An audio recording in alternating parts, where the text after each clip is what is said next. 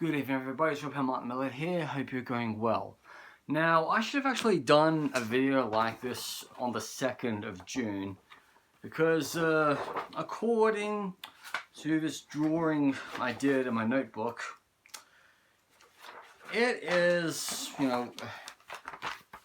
year IX in London.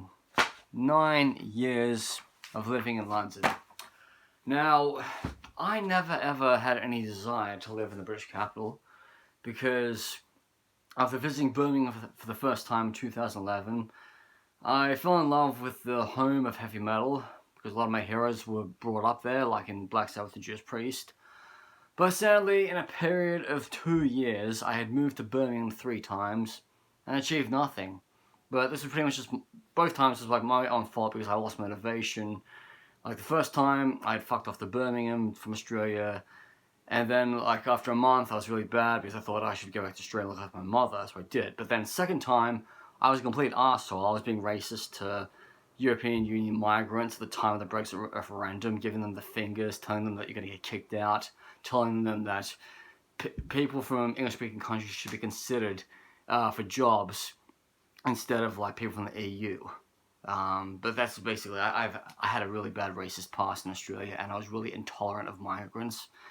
And it's something that I try to like work on these days. I try not to like think, oh, why is that every African person I work with in like the last few years is useless, or why were all the Hungarian birds that I paid for like gave me the ex-girlfriend experience. It's hard not to like justify it. It's like if somebody said something negative about Australia, I couldn't really give a shit. I was like, well, I was there for 30 years and I've been away for 10 years, so the last 10 years my opinion doesn't count.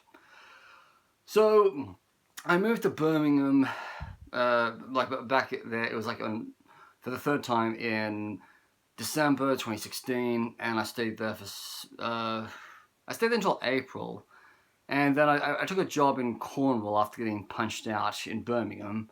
But then sadly the job only lasted like 1 day because I didn't like it. I didn't think I could stick around Cornwall that long. So I went back to Birmingham and I tried to get a job, and people were just ignorant as fuck.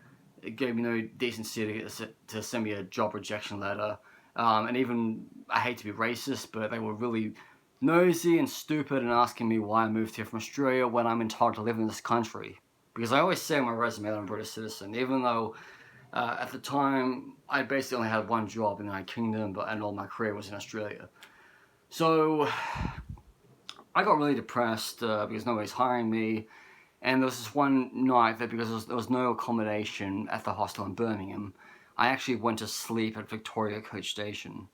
And I remember going back to Birmingham, I told myself, I just can no longer live in this place because nobody's hiring me, nobody's giving me a chance. I'm on the dole. I lost my job months prior because I was being racist to Africans and Indians on the job, and I swore at them, and I know I got a criminal record, but I don't regret my actions. So I got on a bus on the 2nd of June 2017, and I moved to Seven Sisters. And so for my first year in London, I would be staying in youth hostels because months down the track I'd be scammed and I'd be evicted from a place I had paid for rent, but the people running it were scammers and idiots from Italy, and I basically had to stay. I had no fixed address for my first 5 years in London. Now, I was grateful that I landed a job after only 3 weeks, but prior to that, there were days how I'd be called in for an interview or a trial and I just wouldn't show up. I just blamed it on anxiety, depression, and unhappiness. I'll never forget this one time I got hired by this agency and they wanted me to go to Hilton hotels, but sadly I had no shirt with the cufflinks, and I basically just declined the job because I thought, this is not going to pay my bills. It's not going to be standing. I'm going to be jumping from A to B to C to D to E to F G. And I hate like doing that. I did that a lot in Australia with these stupid agencies. I have to like stay in the one position, stay in the one location. I don't want to be like a traveling salesman. So in my first year in London, I did travel a bit, but I wasn't able to travel until a few months later. when basically I took 2 weeks off work. I went to Georgia, Armenia, Kazakhstan, Kyrgyzstan. I paid 2 weeks. And because accommodation was getting expensive at Christmas in hostels, I basically went to Malta for Christmas. So when 2018 came along, I would basically just get out of the country every month, get to new places like Norway, the Vatican, Belarus, Iceland. But after a year of living in London, I got really I just cracked the shits in this job because they hired an Indian kitchen porter and he ran away. And I was getting really fed up with management hiring dumbasses, even though I was a kitchen porter.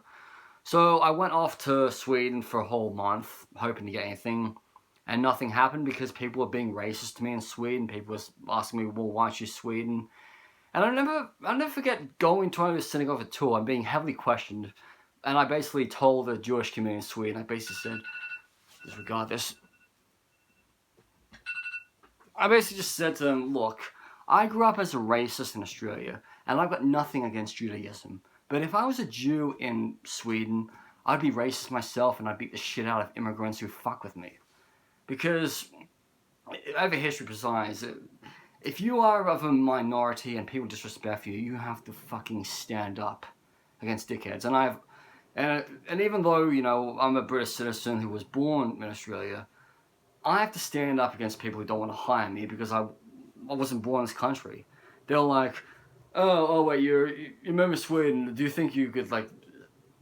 People wouldn't think that I would like last like a year in Sweden, even though I like lasted like 2 years in the United Kingdom.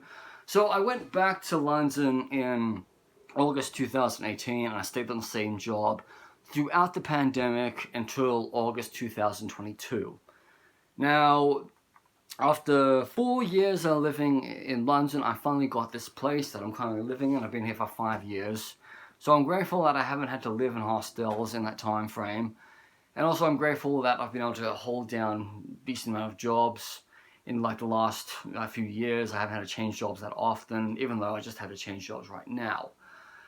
Now, there were times in the last few years when, let's just say I lost a job for being a racist to a Bengali migrant, or I basically walked out of a job because my Asian manager was a bully. I thought to myself, is this time to like leave London? And I told myself, no, you are not going back to Australia for a visit until you've had 10 years away. And so I think maybe you should not consider leaving London, because if you leave London and you go to Belfast or you go to Dublin or you go to someplace else, you won't get the same amount of money. You might not get the same amount of hours you got. And you'd have to like start off all over again. You'd have to deal with idiots who just won't consider giving you a job. But you'll always have the helping hand of the British government with the NHS, with the dole. Basically how I think Britain should be taking care of its own citizens. Now, this is my 9th year living in London, and I want to give myself one more year living in London, just say that I've done for 10 years, because I wanted to stay away from Australia for 10 years to prove my family wrong. But also, there was this cousin of mine who I disowned, backstabbed many years ago, and I haven't spoken to him for many years. He never believed that I could live in the United Kingdom, and I've been in the UK for 10 years. But that's just on my mom's side of the family. But on my dad's side of my family, I've disowned anybody related to me in this country because they never believed that I could live in the United Kingdom. My dad always believed me. My dad persuaded me to move to London, not move to Birmingham, not move anywhere else. And my father still encourages and supports me to live in London, despite like what happens, because you know I never really wanted to live in London. I had a lot of my cousins in New Zealand who came over and they stayed for like a few years with their visas, or some of them became British citizens. 2 of them, actually one of them lived in London for a total of 20 years before moving elsewhere. And then like another one basically just has lived in Britain, just not even in London for 20 plus years now. So I think things are changing down like the last 10 years. I think that I need to get myself ready in the next year or so to make a move. It's either going to be Belfast, anywhere else in Ireland, or it's going to be Malta. Now, I can move anywhere within Ireland, Republic of Ireland, or Northern Ireland. It doesn't matter.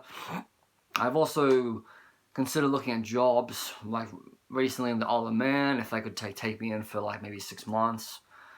But then Malta would be quite challenging because I'm no longer an EU citizen. Like 10 years ago, I could have easily moved to Malta when the United Kingdom was part of the European Union, but now people in Malta would be like, we want to prefer people from the EU because it's much easier for them to hire. But the last time I was in Malta, I saw a lot of African migrants there, and I thought, well, they've all got working permits. They're not EU citizens. They work hard. They pay their bills. They got their permits. They are on the way to becoming multi-citizens. So I have to do the whole like 9 or 10 yards if I want to like live in Malta. As a matter of fact, I looked for a job recently in Malta, and they asked for a kitchen porter job. And I said, you need to have some sort of like work license. So I googled it up, and oh my god, it's going to cost like €250 to sit this test, just so you can basically say, oh yeah, I'm skilled in hospitality. And so it's just a piece of paper that only the Maltese government would recognize. To basically say, oh yeah, Martin the Mellowhead is a hospitality veteran. Please consider him to be hired for like Malta if he wants to like live in this country. So anyway, yeah, I just can't believe how it's like 9 years. Like I moved to London when I was 31 years old, and now I'm 40 years old, and I'm just quite pleased to say that I'm still here, and I'm glad that I have not gone back to Australia in all this time. And I would think in the future when I've saved up a decent amount of money, I'm gonna buy a property, not in London, but it's probably gonna be in Sheffield or Belfast, just somewhere cheap, at least 20 grand, 30 grand. You know, just get a roof over my head. Even though, let's just say, if I bought a property in Sheffield for 20 grand and moved there, I'd get like a pay decrease for what I've got in London. But then again, I'd still be working. I'd still have a decent job, pay my bills and pay things. Anyway, it's Martin Millhead, over and out.